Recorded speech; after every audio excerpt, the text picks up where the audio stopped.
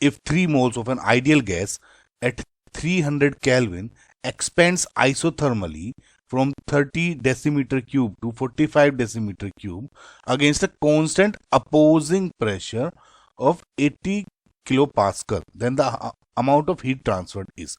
देखिए इस क्वेश्चन में आपको कुछ जो चीज नोट करने की है, एक तो है कि आइसोथर्मली एक्सपेंशन हो रहा है अपोजिंग फोर्स के, मतलब अगर सपोज आपका इनिशियल V1 ये था तो फाइनल जो आपका जो ये वाला V2 होगा, ये वाला वो ये है, एंड और ये हम एक एक्सटर्नल प्रेशर से अगेंस्ट हो रहा है PXT।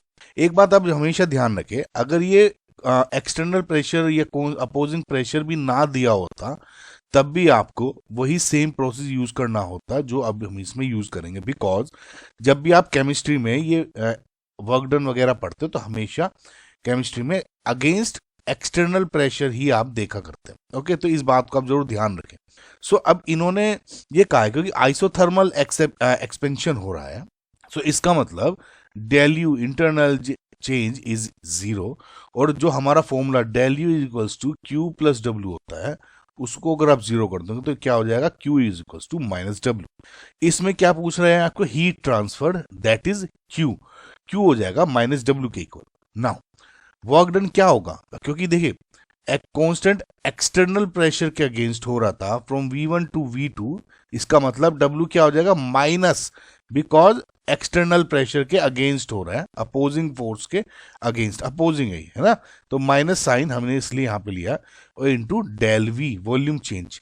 अगर इसको अब इधर रख देंगे तो W इज इक्वल तो Q is equals to minus of minus PEXT del V, correct. तो Q क्या हो जाएगा यहाँ पे, P external into del V हो जाएगा ऑब्वियसली V फाइनल यानी V2 माइनस V इनिशियल यानी V1। ओके गाइज, अब इनकी वैल्यू रख दो आप, तो अपोजिंग प्रेशर जो हो गया आपका 80 किलो पास्कल का हुआ, यानी 80 इंटू 10⁻³ पास्कल, अभी लिख लेते हैं इसको ऐसे, एंड V2 यानी 45 माइनस 30, और दोनों का कॉमन हो जाएगा तो डेसीमीटर क्यूब। ओके, सो ये है आपका 80 इंटू ये क्या हो जाएगा 15 इंटू 10⁻³ ये वाला पास्कल इंटू डेसीमीटर क्यूब। अब देखिए जूल में आपको हीट ट्रांसफर पूछिए तो इसकी वैल्यू चेंज कर लीजिए। वी नो के जो एक पास्कल की वैल्यू क्या हो जाएगी 1 जूल पर मीटर क्यूब, ओके, और 1 डेसीमीटर क्यूब इक्वल्स टू क्या होता है 10⁻³ मीटर क्यूब। ये जरूर याद रख लेना, आप नहीं याद है तो बहुत बार दे भी देते हैं, बहुत बार नहीं भी देते क्वेश्चंस में, तो ये यहाँ रख लेते हैं। तो 80 इंटू 15 इंटू 10⁻³ 1 पास्कल क्या हो गया 1 जूल पर मीटर क्यूब, और डेसीमीटर को क्या लिख दिया आपने 10⁻³ मीटर क्यूब।